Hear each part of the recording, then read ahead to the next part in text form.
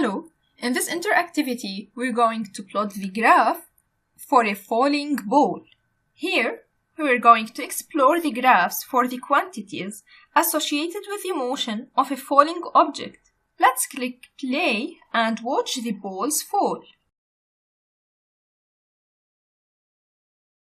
Look at the shape of their velocity time graphs on the right of the screen. Look at the velocity of the balls after 1 second, it's -10. After 2 seconds, it's -20 meters per second. After 3 seconds, it's -30 meters per second. What do you notice? Yes, at each time, their velocities are equal to each other and increase in equal steps at a steady rate. Let's select acceleration from the drop-down menu above the graph axis to see the curve for the acceleration. Describe the shape of this graph.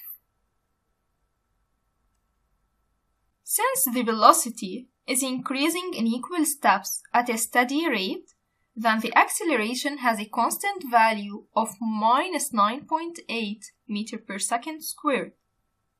Now let's select displacement from the graph menu.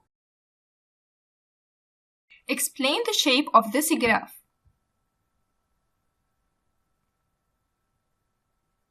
The graph is curved because the balls accelerate, so they move a greater distance each second. Let's select formulae and study the equation for each graph.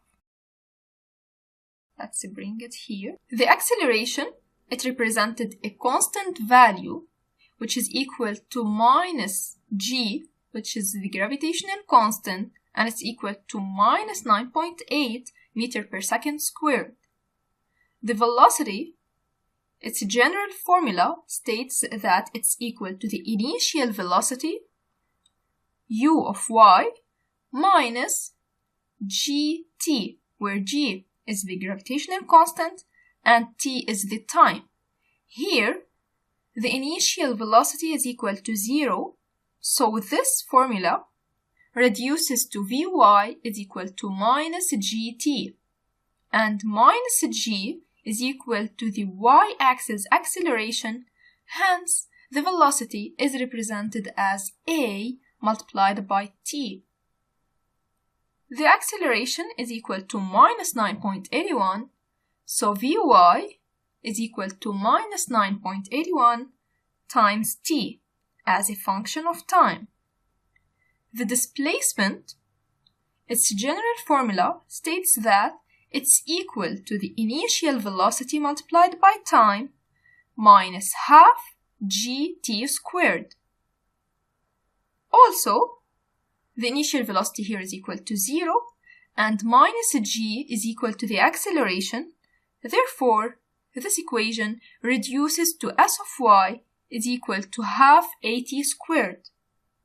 Half a, which is half multiplied by -9.81, gives -4.9 t squared. And as you recall from mathematics, that this shape gives the shape of a parabola, and actually this -4.9 t squared, the square dependence of the x-axis, gives the shape represented in this graph. That's all.